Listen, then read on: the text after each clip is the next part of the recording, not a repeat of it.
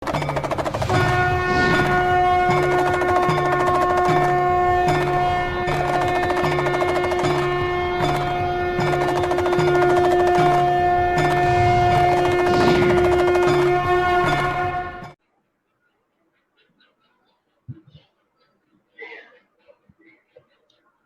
श्री कृष्ण, जय रणछोड़, जय रणछोड़, जय श्री कृष्ण, जय रणछोड़। आप वैदिक शास्त्रीना ત્રીજા સેમિનારની અંદર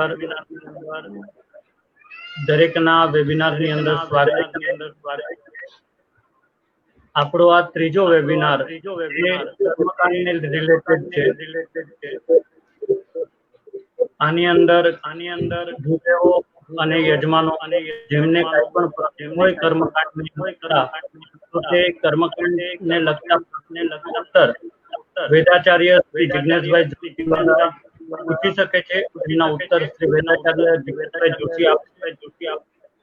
આપણે સ્વાગત કરીએ વેદાચાર્ય શ્રી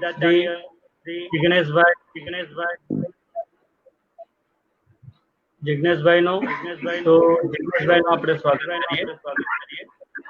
ધન્યવાદ। જય શ્રી કૃષ્ણ જિજ્ઞેશભાઈ, આપનું સ્વાગત છે। જય શ્રી કૃષ્ણ, સર્વેને નમસ્કાર। જિજ્ઞેશભાઈ વિશે આપણા આટલું જ કહેવા માંગુ છું કે વિપ્રકૃત નામની પુસ્તક જેમણે આવર્તન પાર કર્યા છે, જે ભક્તોની સેવાની અંદર એમણે રમતી મૂકી છે। 6000 કરતા વધારે પુસ્તકો ગુરુદેવો વાપરી રહ્યા છે। 10 લાખ કરતા વધારે પ્લે સ્ટોર ની અંદર એપ્લિકેશન છે અને 10 લાખ કરતા વધારે એપ્લિકેશન નું યુઝ થઈ રહ્યું છે। સાથે જિજ્ઞેશભાઈ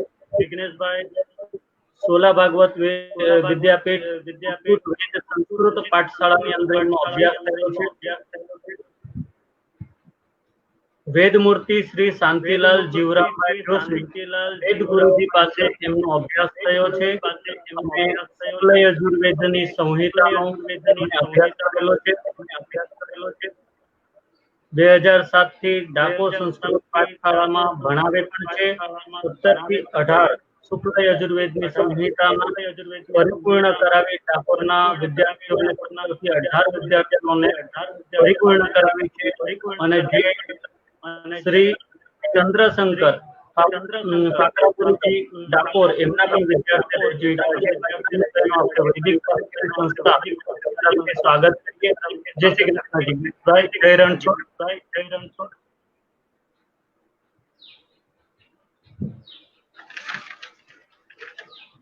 જિજ્ઞેશભાઈ, આપણે વેબિનારની શરૂઆત કરીએ તે મંગલાચરણ દ્વારા વેદ મંત્રના મંગલાચરણ દ્વારા આપના સન્મુખે થાય તો કેવી ઈચ્છા છે? अवश्य। हरि ओम। विश्वानि देव सवितर्दुरितानि परासुव जदभदरन्तन्न आसुव तपोमूर्तिमन्तं यजुर्वेदरूपं समक्षालयन्तं निजज्ञानभाषा स्वभावेन शान्तं दयासागरन्तं नमामो वयं सद्गुरुं शान्तिलालम्। अवधूत चिंतन श्री गुरुदेव दत्त गंगणपतये नमः। જિજ્ઞેશભાઈ, આપણે વેબિનારની શરૂઆત કરીએ તે પહેલા આ કર્મકાંડ છે શું અને આનું મહત્વ છે શું કે જે આપણા યજમાનોને પણ ખબર પડે? जी, कर्मकांड विषयक चर्चा शुरू करता पहला आवा सुंदर कार्यનું આયોજન કરનાર નિકુલભાઈ આર ત્રિવેદી તેમને ખૂબ ખૂબ અભિનંદન પાઠવું છું કે તમારા દ્વારા ઘણા લોકો આવા સારા કાર્યની અંદર સહભાગી પણ થઈ શકશે અને લાભાન્વિત પણ થઈ શકશે। આ કાર્ય માટે આપને ખૂબ ખૂબ સાધુવાદ। રહી વાત કર્મકાંડની, તો કર્મકાંડ એ દેવી દેવતાઓની ઉપાસના કરવા માટે તેમજ આપણું આ જીવન અત્યંત પવિત્રતાપૂર્વક કેવી રીતે જીવી શકાય, એના આચાર વિચાર શું હોવા જોઈએ, તેવી બધી ક્રિયાઓ જે આપણા ઋષિ મુનિઓએ, મહાપુરુષોએ, વિદ્વાનોએ જે ગ્રંથોની અંદર ગ્રથિત કરી અને આપણા સુધી એ જ્ઞાન પહોંચાડ્યું, અને ઘણા બધા કર્મોનો સમૂહ જેની અંદર આપેલો છે એવા ગ્રંથો એટલે એ કર્મકાંડના ગ્રંથો, અને આપણા જીવનનો સૌથી અગત્યનો ભાગ એટલે કર્મકાંડ, જે દેવી દેવતાઓની ઉપાસના માટે સર્વશ્રેષ્ઠ રીતે એ આપણા જીવનની અંદર વણાયેલો છે. જી જિગ્નેશભાઈ, ફરી એકવાર આપના સ્વાગત સાથે આપણે પ્રશ્નોત્તરની શરૂઆત કરીએ. પહેલો પ્રશ્ન કર્મકાંડના પ્રકાર કેટલા અને ક્યાં છે? ઓકે, કર્મકાંડના જે પ્રકાર છે એમાં સૌથી પહેલો પ્રકાર છે શ્રૌત યાગ, બીજો પ્રકાર છે સ્માર્ત યાગ, ત્રીજો પ્રકાર છે પુરાણ પદ્ધતિ માત્ર, જેની અંદર વેદ મંત્રોનો ઉચ્ચાર કરવામાં આવતો નથી, અને ચોથો છે એ મિશ્ર, જેને આપણે સ્માર્ત સાથે પણ જોડી શકીએ, અને સૌથી છેલ્લો તંત્ર માર્ગ. આવી રીતે 4 અથવા 5 પ્રકાર આ કર્મકાંડના કહી શકાય. જી જિગ્નેશભાઈ, આ જે સ્ત્રોત કર્મ અને સ્માર્ત કર્મ હોય છે, તો એની અંદર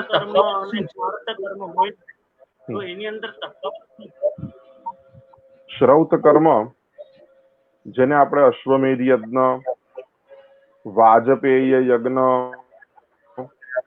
પુત્રકામેષ્ટિ યજ્ઞ, અગ્નિહોત્રનું પાલન કરી ઇષ્ટિ વગેરે જે કરવામાં આવે તે બધી ક્રિયાઓને શ્રૌતયાગ કહેવામાં આવે છે. અને સર્વસામાન્ય આપણે જે શતચંડી, સહસ્રચંડી, હોમાત્મક લઘુરુદ્ર, અતિરુદ્ર, પ્રતિષ્ઠા, આ બધા જે આપણે કાર્યો કરીએ છીએ, વિષ્ણુ યાગ, ગણેશ યાગ, સૂર્ય યાગ, દત્ત યાગ, મારુતિ યાગ, આ બધા યજ્ઞોને સ્માર્ત યાગ કહેવામાં આવે છે.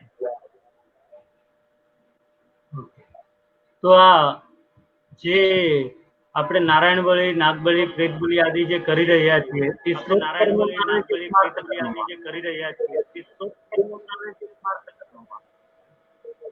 નહીં, એ બધા પ્રેત કર્મ કહેવામાં આવે છે, જેને ઉત્તર ક્રિયા કર્મ પણ આપણે કહીએ છીએ.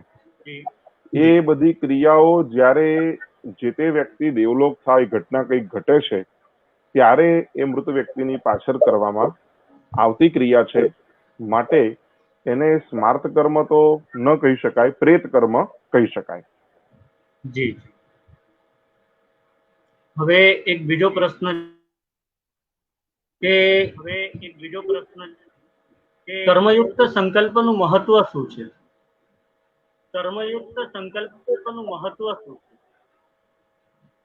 આમાં એક શબ્દનો ખાલી ફેરફાર કરવા જેવો છે કે સંકલ્પ યુક્ત કર્મનું મહત્વ શું છે, એવો પ્રશ્ન હોવો જોઈએ, અને આપણે એ પ્રમાણે જવાબ આપીએ છીએ, ડોન્ટ વરી. તો વાત એવી છે કે કોઈ પણ કાર્ય સંકલ્પ વિના સિદ્ધ થતું નથી. સંકલ્પેન વિના કર્મ તત્સર્વમ નિષ્ફલમ ભવેત. કોઈ પણ ક્રિયા જ્યારે કરીએ ત્યારે અન્ન અને જળ દ્વારા, એટલે આપણે બોલીએ છીએ સાક્ષતન જલમાદાય, એટલે અન્નરૂપી ચોખા અને જળ, એ જળ અને અન્ન દ્વારા જ્યારે સંકલ્પ થાય છે, ત્યારે એ સંકલ્પ એક વખત જ્યારે મુકાઈ ગયો તો પછી એને તમે પોસ્ટપોન કરી શકતા નથી, અધવચ્ચેથી અધૂરું રાખી શકતા નથી. એ કાર્ય તમારે પૂર્ણ કરવું જ પડે, એવી તેની મહત્વતા ત્યાં થઈ જાય છે. માટે એક વખત સંકલ્પ મૂક્યા પછી તમે અને યજમાન એટલે બ્રાહ્મણ અને યજમાન એ બંને જણ બંધનમાં આવે છે અને જો એ કાર્ય કોઈ પણ પ્રકારે ન્યૂનતા પામે તો એ બંનેને દોષકારક બતાવવામાં આવેલું છે. માટે કોઈ પણ સંકલ્પ યુક્ત કર્મ જ્યારે કરો તો તમારી અને યજમાનની જવાબદારી બહુ જ વધી જાય છે. તેનું ધ્યાન રાખીને તે કર્મ કરવા જોઈએ. જી. યજ્ઞકુંડના પ્રકાર કેટલા અને ક્યાં ક્યાં? યજ્ઞકુંડના વડોદરાથી આપણી પાસે આવ્યો છે. પ્રકાર કેટલા અને ક્યાં ક્યાં? વડોદરાથી આપણી પાસે આવ્યો છે. જી અવશ્ય. એના માટે આપણો એક ગ્રંથ છે લક્ષ્મીશંકર શાસ્ત્રીજીનો, જે હું બધા બ્રાહ્મણોને ખૂબ આગ્રહ કરીશ કે આ જે ગ્રંથ છે બધા જોઈ શકતા હોય તો આ ગ્રંથ મંડપ કુંડ સિદ્ધિ વડોદરાના પરમ પૂજ્ય શ્રી લક્ષ્મીશંકર શાસ્ત્રી, જેમના ચરણોમાં વંદન, તેમણે લખેલો આ ગ્રંથ એ કુંડ ઉપયુક્ત જે માહિતી છે સૌથી વધારે એ બધાએ વસાવી લેવો જોઈએ અને જે આપણને ખાસ કરીને કર્મકાંડ કરતા બ્રાહ્મણોને ખૂબ જાણકારી પ્રદાન કરવા વાળો એ ગ્રંથ છે. યજ્ઞકુંડના ઘણા બધા પ્રકાર છે. એમાં મુખ્યત્વે 9 પ્રકાર જે આપણે સર્વવિદિત છે. તેમાંનો પ્રથમ ચતુરસ્ર કુંડ, બીજો યોનિકુંડ, ત્રીજો અર્ધચંદ્ર કુંડ, ચોથો ત્રિકોણાકાર કુંડ, પાંચમો વર્તુળ કુંડ, છઠ્ઠો સડસ્ર કુંડ, ત્યારબાદ પદ્મકુંડ, ત્યાર અંતિમની અંદર 9મા કુંડની જ્યારે ગણતરી કરવાની હોય ત્યારે પૂર્વ અને ઈશાન દિશાની વચ્ચે પણ છેવટે ચતુરસ્ર કુંડ જ આવે છે. આ રીતે કુંડના મુખ્યતઃ 8 પ્રકાર છે. પહેલો કુંડ અને કુંડ એ ચતુરસ્ર હોવાના કારણે એ ત્યાં રિપીટ થતો હોવાના કારણે મુખ્ય આવૃત્તિઓ મુખ્યની આકૃતિઓ જે છે તે 8 છે. અને એના સિવાય પણ અમે જ્યારે નાના હતા ત્યારે યજ્ઞમાં ગયેલા સાવલીની અંદર, અને ત્યાં પરમ પૂજ્ય અમદાવાદના શ્રી પરમેશ્વરી કાકાએ પીપળાના પાન, વડના પાન એવા બધા અલગ અલગ પાનના આકારના પણ કુંડો બનાવેલા, જે અત્યાર સુધીની લાઈફમાં માત્ર એક જ વાર જોયા છે અને એ પણ સશાસ્ત્ર એમણે બધા ગ્રંથોના આધારે બનાવે. એટલે આપણે જે જાણીએ છીએ એના સિવાય પણ આવા અલગ અલગ આકારના કુંડોના પ્રમાણ શાસ્ત્રોમાં છે, પણ મુખ્યતઃ પ્રચલિત એ આપણે જે હમણાં જે કીધા તે 8 આકાર છે. જી. એક પ્રશ્ન છે મુંબઈથી કે સંકલ્પયુક્ત આપણે જે કર્મ કરીએ છીએ એની અંદર કયા પ્રકારના યજ્ઞકુંડ કરવા જોઈએ? કયા સંકલ્પમાં કયા પ્રકારના યજ્ઞકુંડ હોવા જોઈએ? એક પ્રશ્ન છે મુંબઈથી કે સંકલ્પયુક્ત આપણે કર્મ કરીએ છીએ એની અંદર કયા યજ્ઞકુંડ કરવા જોઈએ? કયા સંકલ્પમાં કયા પ્રકારના યજ્ઞકુંડ હોવા જોઈએ? અવશ્ય. બહુ સરસ પ્રશ્ન.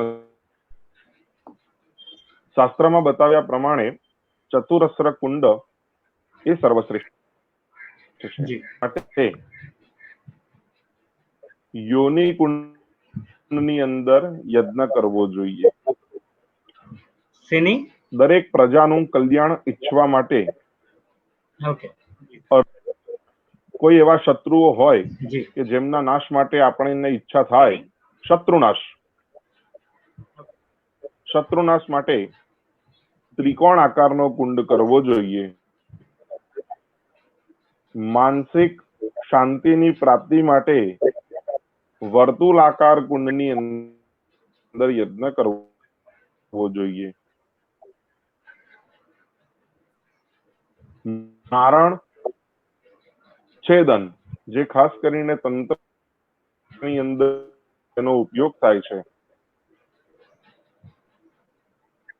તેવા કાર્યો માટે સડસ્ર કુંડની અંદર આહુતિ આપવી જોઈએ.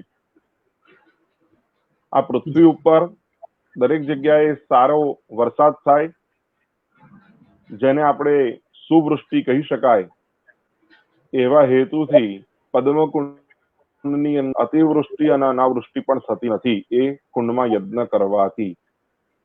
અને આરોગ્યની પ્રાપ્તિ માટે અષ્ટાસ્ર કુંડની અંદર યજ્ઞ કરવો જોઈએ. આ રીતે કુંડના આકાર પ્રમાણેનું એનું ફળ કથન છે. જી. હવે આપણે અલગ અલગ કુંડો હોય છે, જેવી રીતે યોની કુંડ હોય છે, વર્તુળાકાર હોય છે, ત્રિકોણાકાર કુંડ હોય છે. આ વિવિધ કુંડોની અંદર કયા દેવતાઓની આહુતિ આપવી, આ પ્રશ્ન મહારાષ્ટ્રમાંથી, કોકણ જિલ્લામાંથી એક મહારાષ્ટ્રન પંડિતજીએ પૂછેલો છે. તો આપ આનો ઉત્તર હિન્દીમાં આપશો તો એમને સમજાશે. આપણે અલગ અલગ કુંડો હોય છે, જેવી રીતે યોની કુંડ હોય છે, વર્તુળાકાર હોય છે, ત્રિકોણાકાર કુંડ હોય છે. આ વિવિધ કુંડોની અંદર કયા દેવતાઓની આહુતિ આપવી, આ પ્રશ્ન મહારાષ્ટ્રમાંથી, કોકણ જિલ્લામાંથી એક મહારાષ્ટ્રન પંડિતજીએ પૂછેલો છે. તો આપ આનો ઉત્તર હિન્દીમાં આપશો તો એમને સમજાશે. जी, नमस्कार पंडित जी.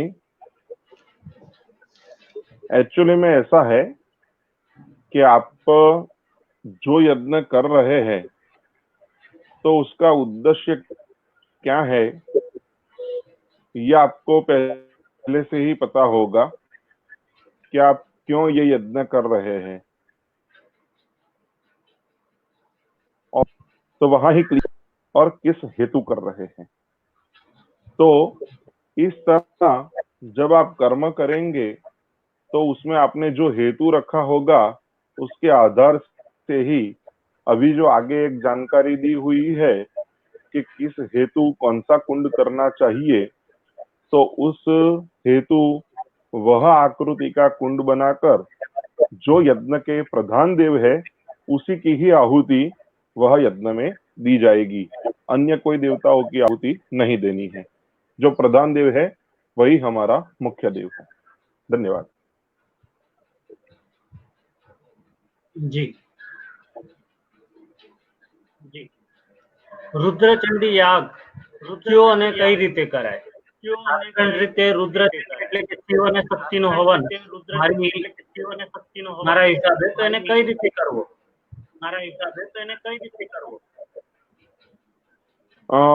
રુદ્રચંડી યાગ વિશે મને બહુ જાજી જાણકારી નથી, કારણ કે જ્યારે જ્યારે પણ કરવાનું થયું છે તો કાં તો રુદ્ર યજન કર્યું છે, કાં તો ચંડી યજન કર્યું છે. એટલે આ બાબતે અત્યારે હું નિરુત્તર રહીશ. આગળનો પ્રશ્ન આપ પૂછી શકો છો. એક બીજો પ્રશ્ન મને મનમાં આવે છે કે લોકો આજકાલ આપણા ભૂદેવો બ્રાહ્મણ ભાઈઓ વાસ્તુ નવચંડી કરે છે, વાસ્તુ અને નવચંડીને એક સાથે સમાવેશ કરે છે. તો આ બેના સંયોગનું કોઈ કારણ કે સંયોગ થઈ શકે નથી?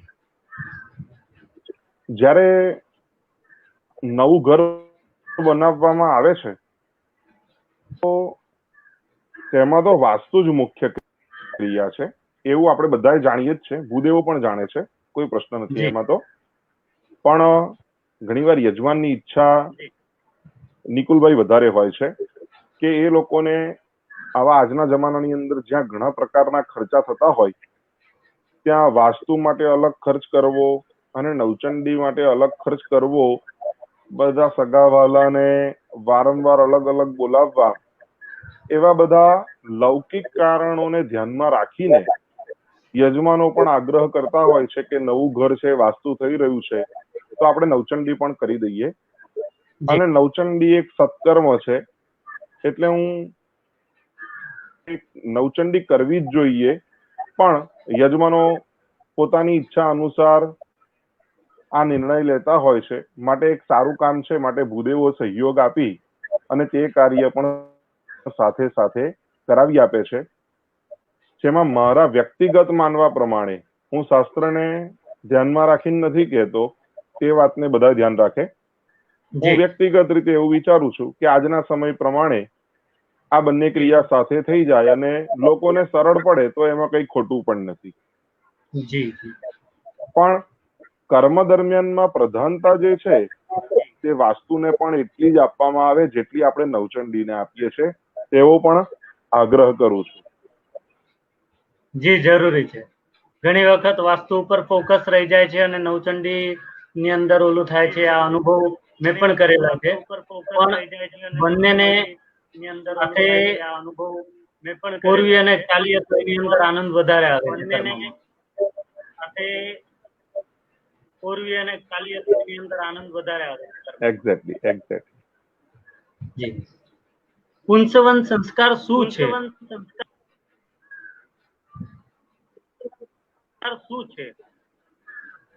જી ચોક્કસ જણાવી દઉં. મને માત્ર 1 મિનિટ આપવા માટે વિનંતી. હા જી. પુંસવન સંસ્કાર જે છે એ આપણા 16 સંસ્કારમાંનો 16 સંસ્કારમાંનો બીજો સંસ્કાર છે અને જેની અંદર કઈ કઈ ક્રિયાઓ કરવામાં આવે છે એનો હું પ્રાથમિક અહીંયા ઉલ્લેખ કરી રહ્યો છું. જી.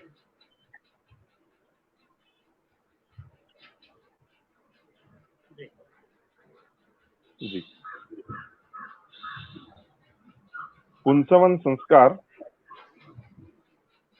ધર્મસિંધુ નામના ગ્રંથ પ્રમાણે જો જોવા જઈએ તો તેમાં લખેલું છે પુંસવનમ તુ ગર્ભ સંસ્કારત્વાત પ્રતિગર્ભમ કાર્યમ ઇતિ ધર્મસિંધુ.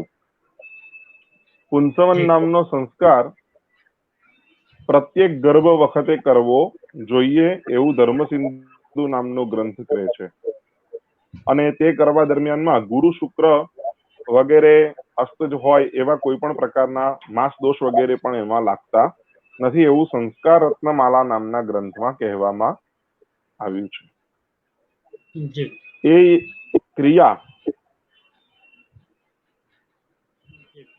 ગર્ભાધાન થઈ ગયા પછી જ્યારે સ્ત્રીને બીજો અથવા ત્રીજો મહિનો ચાલતો હોય ત્યારે તે સંસ્કાર કરવાનો હોય છે. એ દિવસે ગર્ભિણી સ્ત્રીએ ઉપવાસ પણ કરવાનો હોય છે અને પુંસવન સંસ્કારનો સંકલ્પ કરી ગણપતિ પૂજન, પુણ્યાહ વાચન, માતૃકા નાંદી કરી અને ત્યારબાદ ગર્ભિણીને ફરીથી સ્નાન કરાવવામાં આવે છે.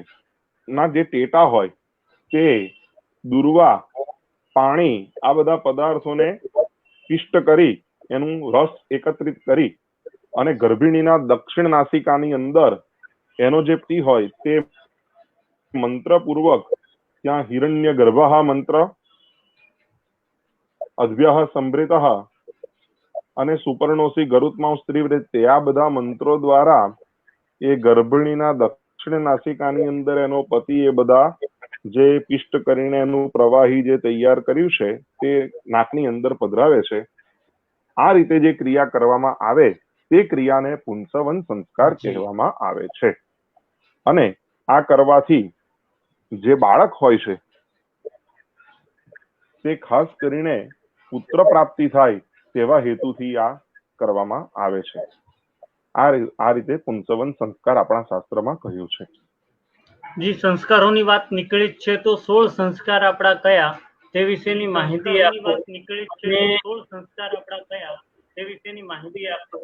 શા માટે કરવા તેનો ફાયદો શું એવું આ એક યજમાનશ્રીનું પૂછવું છે. જી અવશ્ય. શાસ્ત્રની અંદર 16 સંસ્કાર જે બતાવ્યા છે તે 16 સંસ્કારનો જે શ્લોક આપણા શાસ્ત્રમાં આપેલો છે તે અહીંયાથી પહેલા બોલવામાં આવશે. ગર્ભાધાનમતશ્ચ પુંસવનકમ સીમંત જાતાભિધે નામાખ્યમ સહ નિષ્ક્રમેણ ચ તથાન્ન પ્રાશનં કર્મ ચ. चूडाख्यं व्रतबन्धकोऽप्यथ चतुर्वेदव्रतानां पुरः केशान्तस्य विसर्गकः परिणयः स्यात् षोडशी कर्मणाम। જી શાસ્ત્રમાં શ્લોક પ્રમાણે જે બતાવેલા છે આ 16 સંસ્કાર છે। અને માત્ર જાણકારી માટે ખાસ કહી દઉં કે અલગ અલગ ગ્રંથોની અંદર અલગ અલગ પ્રકારના 16 સંસ્કાર પણ બતાવવામાં આવેલા છે। એટલે કદાચ કોઈ તમે ગ્રંથ અલગ લો તો તમને આના સિવાયના પણ કોઈ 16 સંસ્કાર જાણવા મળે એવું પણ બને। વાત કરીએ પહેલો સંસ્કાર એ કેમ કરવાના છે, એનું મહત્વ શું તે પણ સાથે સાથે આપણે બોલતા જઈએ છે, જેથી સાગર છે એની અંદરથી ખાલી આપણે અત્યારે નાની આચમની ભરીને બેસવાની છે તેટલી જ વાતો આપણે કરી શકીએ તેમ છીએ। તો તે બાબતને પણ ધ્યાનમાં લેશો। બધું અહીંયા કહી શકાય એવી પરિસ્થિતિ નથી। પહેલો સંસ્કાર છે ગર્ભાધાન સંસ્કાર। થી જે ક્રિયા થાય છે, ગર્ભનું આધાન જે થાય છે પતિ દ્વારા પત્નીના શરીરની અંદર, અને તે પણ જે શુક્રાણુ એકબીજાના જે પતિના શુક્રાણુ જે સ્ત્રી શરીરની અંદર પ્રવેશ કરે છે એ પણ ધાર્મિક વિધિ વિધાન દ્વારા પવિત્રતા પૂર્વક અને આ સૃષ્ટિની અંદર જે સંતતિ ઉત્પન્ન થશે પતિ પત્ની દ્વારા તે ધાર્મિક કાર્યો કરી અને પોતાના પિતૃઓને 71 પેઢીને તારશે તેવા ભાવથી એ ક્રિયા કરવામાં આવે છે, જેને આપણે ગર્ભાધાન સંસ્કાર કહીએ છીએ। ત્યારબાદ હમણાં પુંસવન સંસ્કારની તમને માહિતી આપી દીધી છે। તે આપણો બીજો સંસ્કાર છે, તેના વિશે અત્યારે વધારે કહેતો નથી। જી ત્રીજો સંસ્કાર છે સીમંત સંસ્કાર। જી ત્રીજો સંસ્કાર છે સીમંત સંસ્કાર। સીમંત સંસ્કારની અંદર જે શાસ્ત્રમાં કહેલા પદાર્થો છે જે હું તમારું ધ્યાન દોરું કે કયા કયા પદાર્થો લઈને એ ક્રિયા કરવાની છે। અત્યારે સર્વસામાન્ય કથા સાથે સીમંત કરવામાં આવે છે, પણ શાસ્ત્રની અંદર તો યજ્ઞ કરવા સાથે એક નાનો અમથો હવન પણ છે, જેની અંદર તે ક્રિયા કરવા સાથેનો આપણો આ સંસ્કાર છે, જેની અંદર औदुंबर फળ, 13 દાભના ટુકડા,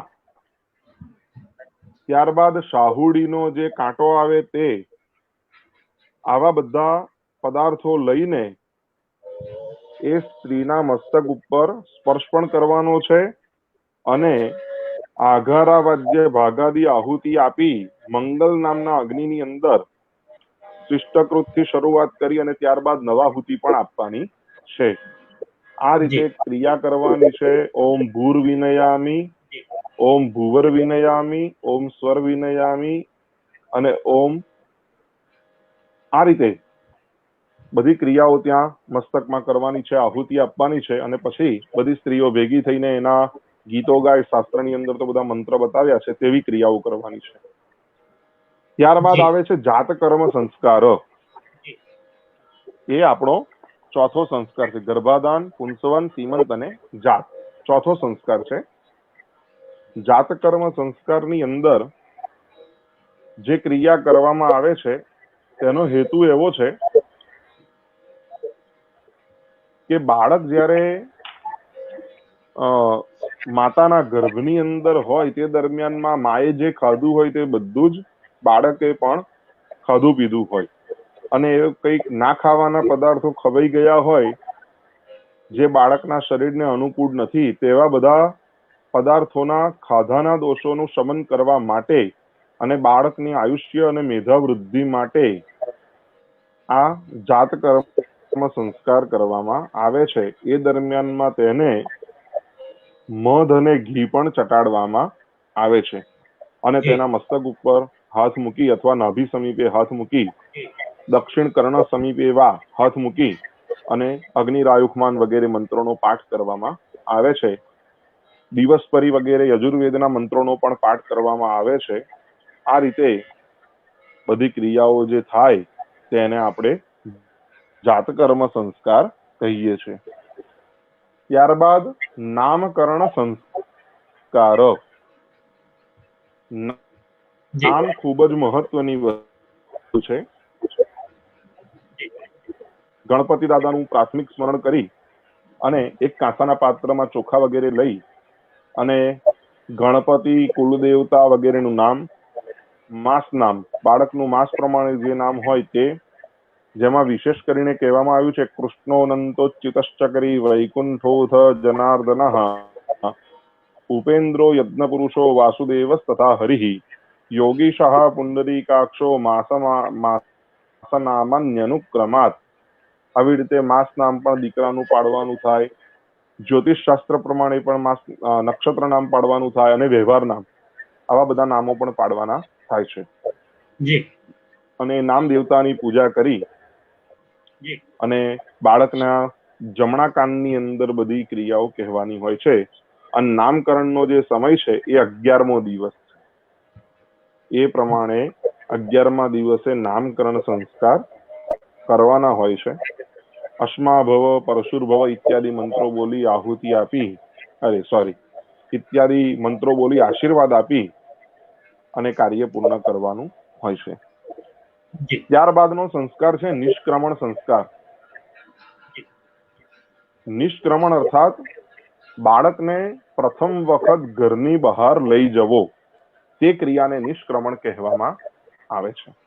આ ક્રિયા બાળકના જન્મ થયાથી ચોથા મહિને સારો દિવસ જોઈને કરવાની ક્રિયા છે. બાળકને તૈયાર કરી, ગણપતિ સ્મરણ આદિ ક્રિયાઓ સંપન્ન કરી, બાળકને તૈયાર કરી અને એની માતા પિતા સહિત ઘરની બહાર લઈ જાય અને સૂર્યનારાયણના દર્શન કરાવે છે. ગંધાક્ષત પુષ્પ બાળકના હાથે અર્પણ કરાવડાવે, તચ્ચક્ષુર્દેવ મંત્ર બોલીને. આ રીતે નિષ્ક્રમણ નામનો સંસ્કાર થાય છે.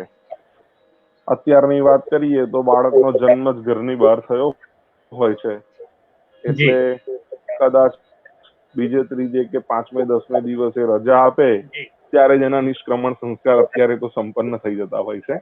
એટલે છઠ્ઠી પહેલા તો નિષ્ક્રમણ જ થઈ જતા હોય છે. એ અત્યારની વાત છે, પણ સર્વસામાન્ય ચોથે મહિને આ ક્રિયા કરવાની છે.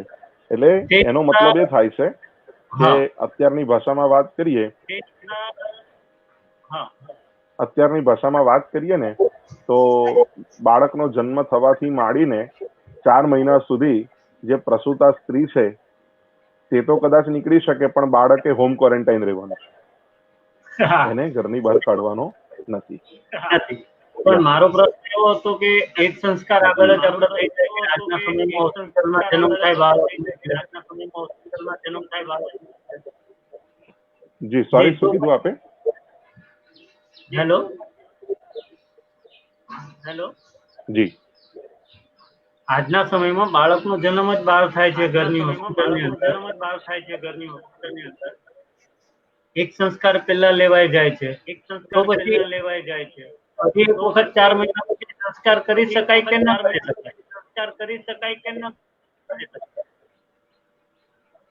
જે આપણે બહારના ભાગે બાળકને લઈ જવો પડે છે, માને લઈ જવી પડી છે, એ વ્યવસ્થાનો એક ભાગ છે. એમાં કોઈ મિનમેક નથી કે એવું ના કરવું જોઈએ, પણ જે તે સમય સંસ્કારનો જે છે તે તમારે સાચવી લેવો જોઈએ. તે આપણી શાસ્ત્રની મર્યાદા છે, એનું પાલન કરવું જોઈએ.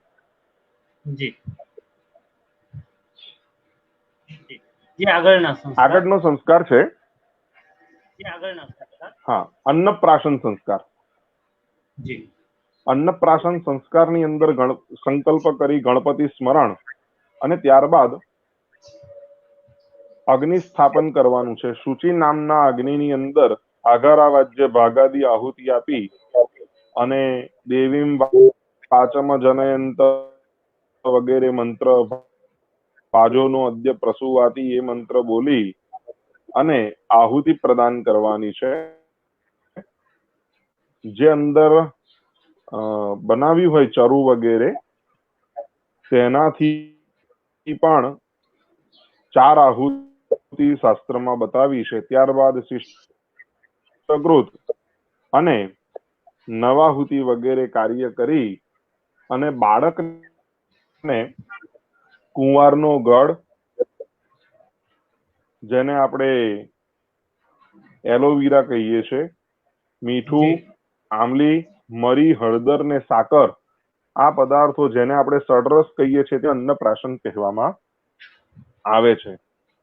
અને ત્યારબાદ બાળકની પરીક્ષા પણ ત્યાં કરવામાં આવે છે અને તેમાં લેખીની એટલે પેન, આ 5 તે ક્રિયાને, તે પદાર્થને તેની આજીવિકા સમજવામાં આવે છે. આ ક્રિયાને અન્નપ્રાશન સંસ્કાર કહેવાય છે. અને અન્નપ્રાશન કરવાથી તે દિવસથી માંડીને બાળકને કોઈ પણ પ્રકારનું અન્ન ખવડાવી શકાય તેવું તેનું શરીર થઈ ગયું હોય છે. માટે વિજ્ઞાન અને જ્ઞાન બંને દ્રષ્ટિથી જોઈએ તો બાળકનું શરીર તે વખતે જ અન્નને પચાવી શકે તેવું હોય છે. માટે આપણા શાસ્ત્રકારોએ પણ એ ક્રિયા 6 મહિને આપી છે, જેને આપણે 6 માસે અન્નપ્રાશનમ કહીએ છીએ. ત્યારબાદ ચૌલ સંસ્કાર, જેને આપણે મુંડન પણ કહીએ છીએ, બાધા પણ કહીએ છીએ આપણી ગુજરાતી ભાષામાં. અને તે ક્રિયા જે છે એ બીજા વર્ષે પણ થઈ શકે અને કદાચ 1 વર્ષ લેટ કરવું હોય તો 3જા વર્ષે પણ થઈ શકે છે. એ પ્રમાણે બંને મત છે. અને જો કુલાચાર એ પ્રમાણે હોય તો આગળના દિવસોમાં બાળક મોટું થાય તો 5મા વર્ષે પણ થઈ શકે, અથવા તો શાસ્ત્રના કયા મુજબ ઉપનીત્યાવા સહક્રિયતે, એ ઉપનયન સંસ્કાર કરો ત્યારે પણ થઈ શકે. તો આ પ્રમાણે એ ચૌલ સંસ્કાર કરવાના હોય છે. તેમાં પણ સંકલ્પાદિક કરી ગણપતિ પૂજન અને સભ્ય નામના અગ્નિનું સ્થાપન કરી અને યથાશક્તિ કુશકંડિકા વગેરે સંપન્ન કરી આઘારાવાજ્ય ભાગાદી આહુતિ, નવાહુતિ, શિષ્ટકૃત આ બધું કરી અને બાળકના આ રીતે 3 દિશાઓમાંથી વાળ કાપવાના છે. સૌ પ્રથમ પિતાએ વાળ કાપવાના. એ બધી ક્રિયા કરી અને ચૌલ સંસ્કાર પરિપૂર્ણ કરવામાં આવે છે.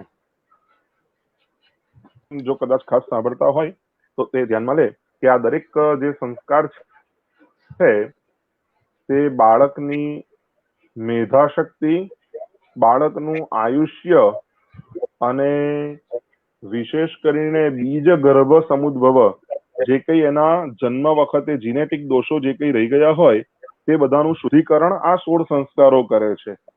માટે ખાસ કરીને બાળકનું હિત ઈચ્છીને આ 16 સંસ્કારો કરવા જોઈએ.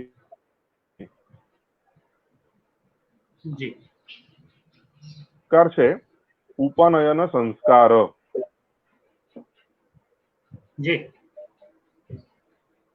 ઉપનયન સંસ્કાર, ઉપનયન શબ્દ જે છે ભગવાને આપણને આ 2 આંખો તો આપી જ છે, મને ને તમને બધાને, પણ આ ચશ્માને પણ ઉપનયન કહેવાય.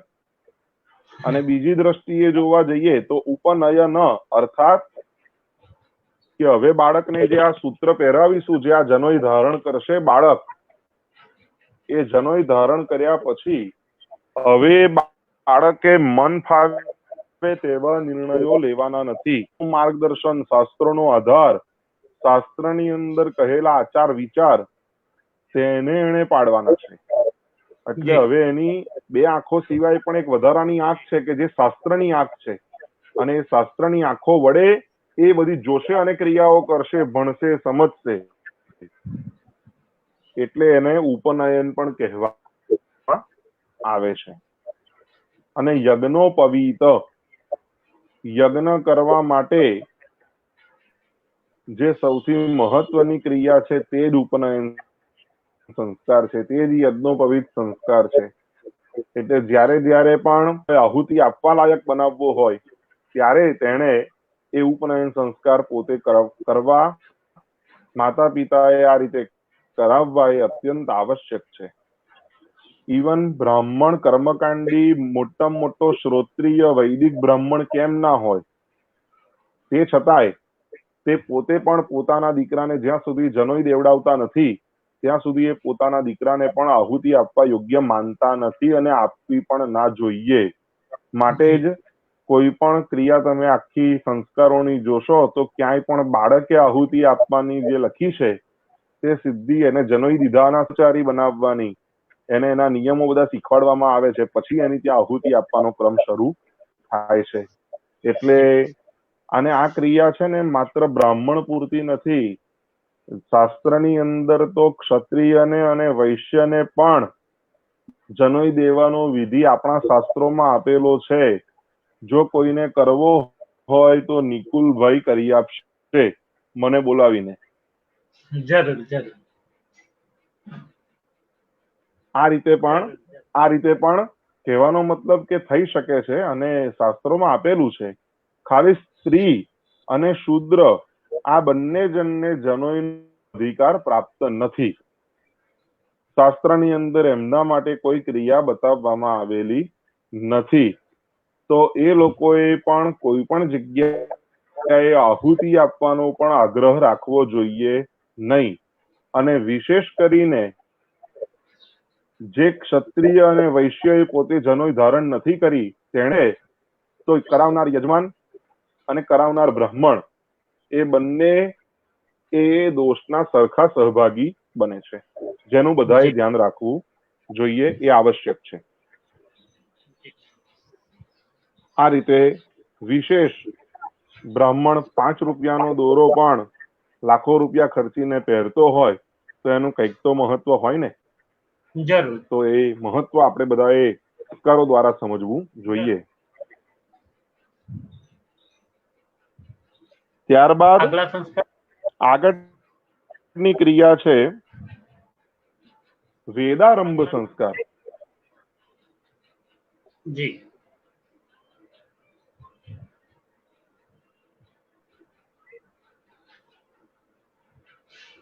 નિકુલભાઈ આપ કઈ કહી રહ્યા હતા? આગલા સંસ્કાર તરફ આપણે આગળ વધીએ.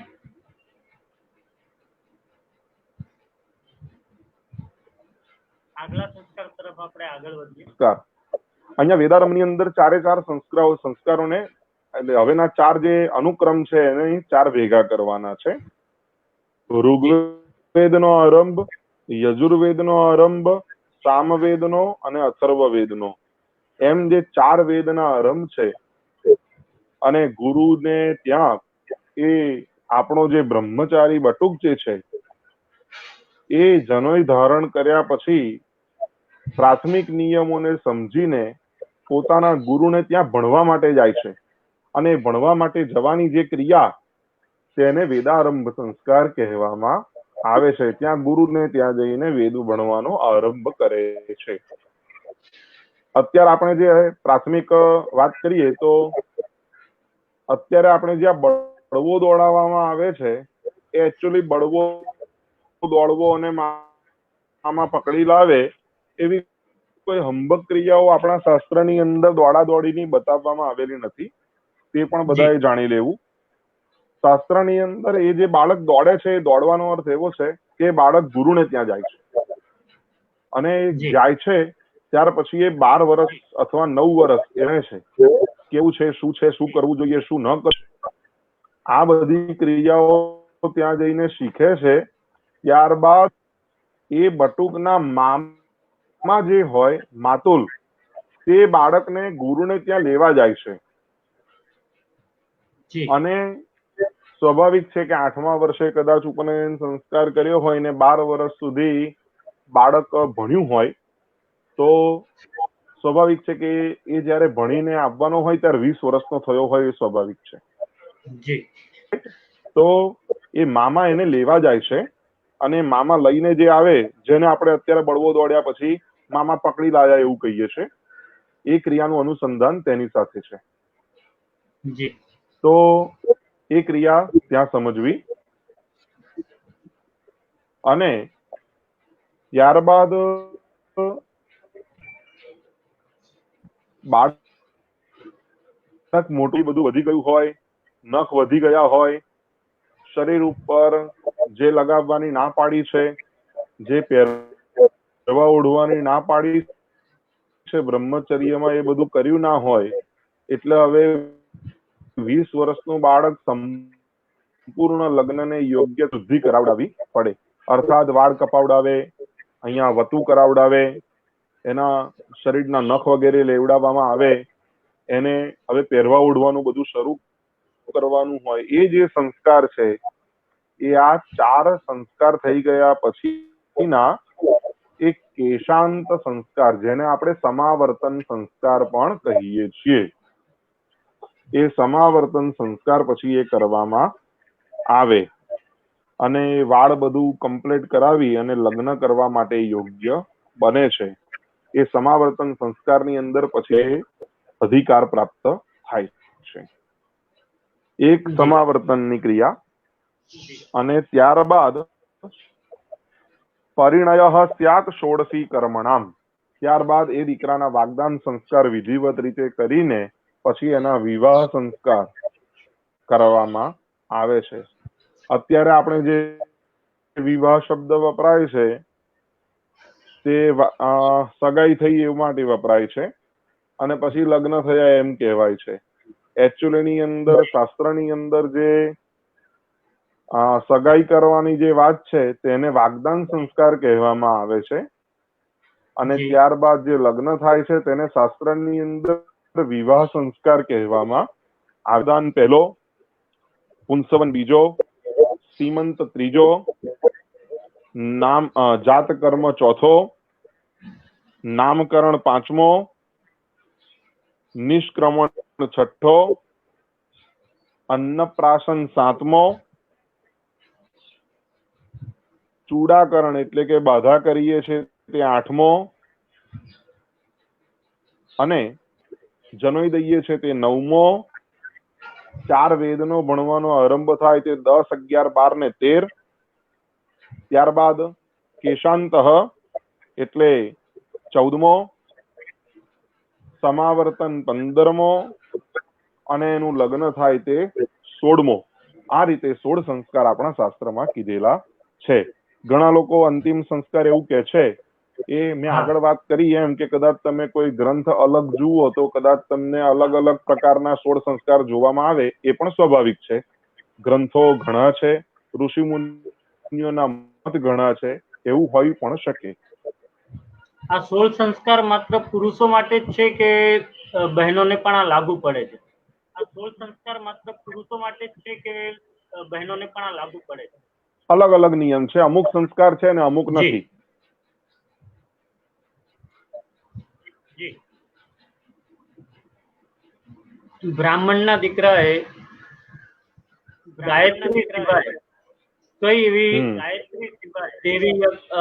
એવી ઉપાસના કરે કે જે કરવાથી તે આગળ વધી શકે?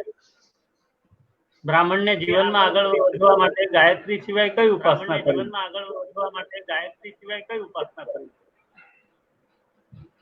બ્રાહ્મણના દીકરાએ તો ગાયત્રીની જ ઉપાસના કરવી. જી. ગાયત્રી સર્વશ્રેષ્ઠ છે. ગાયત્રી સમાન બીજો કોઈ મંત્ર જ નથી. જી. અને મારા મત હિસાબે કે એવું કહેવાય નિકુલભાઈ.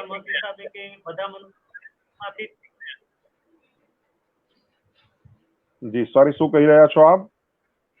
મારા મત હિસાબે દરેક મંત્ર વેદો બધું ગાયત્રીમાંથી જ ઉત્પન્ન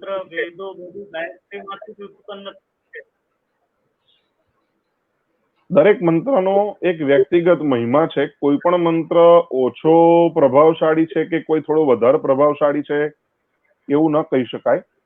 પણ આપણા શાસ્ત્રની અંદર જે આજ્ઞા કરવામાં આવી છે, પરમ પૂજ્ય શ્રી રંગવધૂત મહારાજ લિખિત ગુરુલીલામૃત ગ્રંથની અંદર બ્રાહ્મણોએ કયા કયા કર્મ કરવા અને કેવી રીતે કરવા એની બહુ સુંદર માહિતી ગુરુલીલામૃતના કર્મકાંડ વિભાગ નામનો જે એનો એક વિભાગ છે, જ્ઞાન, કર્મ અને ઉપાસના, એવા 3 પાર્ટ છે.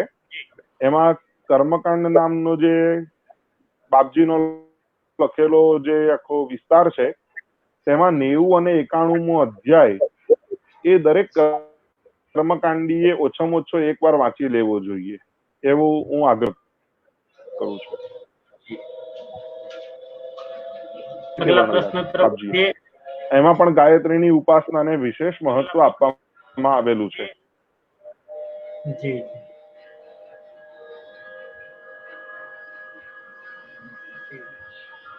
આપે સંતોષદાયક ઉત્તર આપ્યો.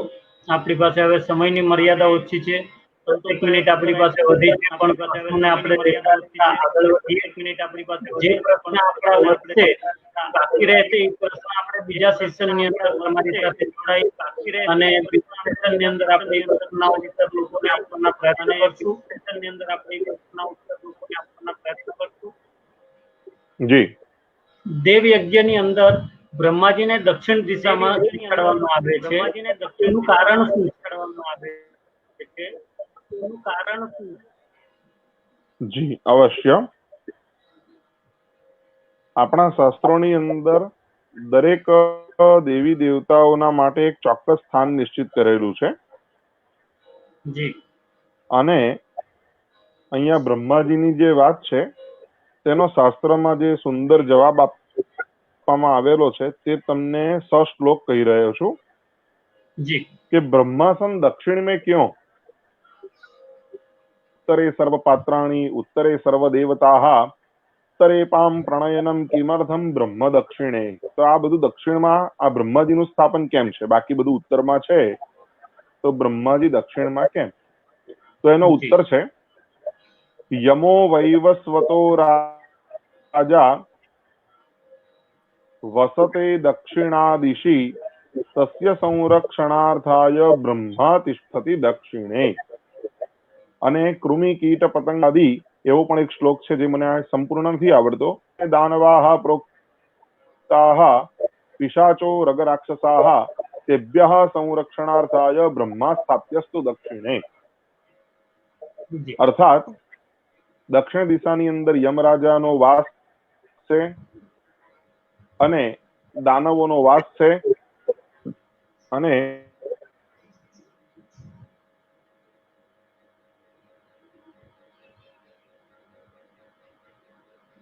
હેલો જિગ્નેશભાઈ.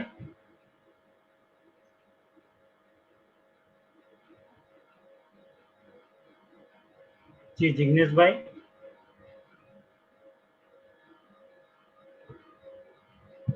સોરી, થોડોક નેટવર્કનો પ્રોબ્લેમ હોવાને કારણે જિગ્નેશભાઈની સાથે આપણો સંપર્ક તૂટી ગયો છે. જલ્દીમાં જલ્દી આપણે તે સંપર્ક સાધવાના પ્રયત્ન કરીશું. અને જિગ્નેશભાઈએ 6000 કરતા વધારે વિપ્ર પુસ્તક નામની પુસ્તક ધર્મગ્રંથ આપણને આપ્યો છે. 10 લાખ કરતા વધારે બ્રાહ્મણ ભાઈઓ તે એપ્લિકેશનને ઉપયોગ કરે છે. સાથેમાં સાથે સોલા ભાગવત વિદ્યાપીઠની અંદર અમૃત વેદ સંસ્કૃત પાઠશાળાની અંદર શ્રી જિગ્નેશભાઈએ વેદાભ્યાસ કર્યો છે. વેદમૂર્તિ શ્રી શાંતિલાલ જીવરામ જોશીની પાસે જિગ્નેશભાઈ વેદગુરુજીની પાસે અભ્યાસ કર્યો છે. તેમજ જિગ્નેશભાઈએ શ્રી રવિશંકર પાપડે ગુરુજી પાસે પાકડા ગુરુજી પાસે ડાકોરની અંદર અભ્યાસ કર્યો છે. 2007 થી તે વિદ્યાર્થીઓને વેદા અભ્યાસ ભણાવે છે. ઘણા બધા વિદ્યાર્થીઓને તેમણે વેદ શીખવાડ્યા છે અને વેદ પુરુષો આપણી માટે તૈયાર કર્યા છે. આવા જિગ્નેશભાઈએ આપણને તેમનો બહુમૂલ્ય સમય આપ્યો તે બદલ જિગ્નેશભાઈનો ખૂબ ખૂબ અભિવાદન, ખૂબ ખૂબ અભિનંદન. અને સાથે વૈદિક શાસ્ત્રી સંસ્થાને તમે યુટ્યુબ ઉપર પણ સબસ્ક્રાઇબ કરી શકો છો.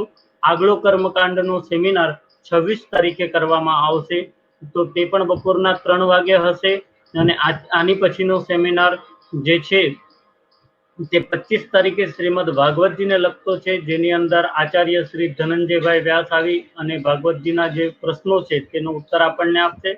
તે સિવાય આપણે બીજા વિદ્વાનોને પણ આપણા આ પ્રોગ્રામની અંદર લાવવાના પ્રયત્ન કરશું કે જે જોડાય અને તમામ બ્રાહ્મણોના અને યજમાનોના દરેકના કલ્યાણ હેતુ જે આપણને માર્ગદર્શન આપી શકે.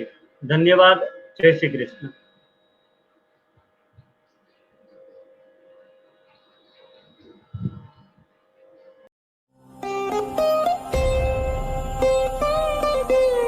यदि आपको मेरा वीडियो पसंद आता है तो उसे लाइक कीजिएगा, शेयर कीजिएगा और सब्सक्राइब कीजिएगा।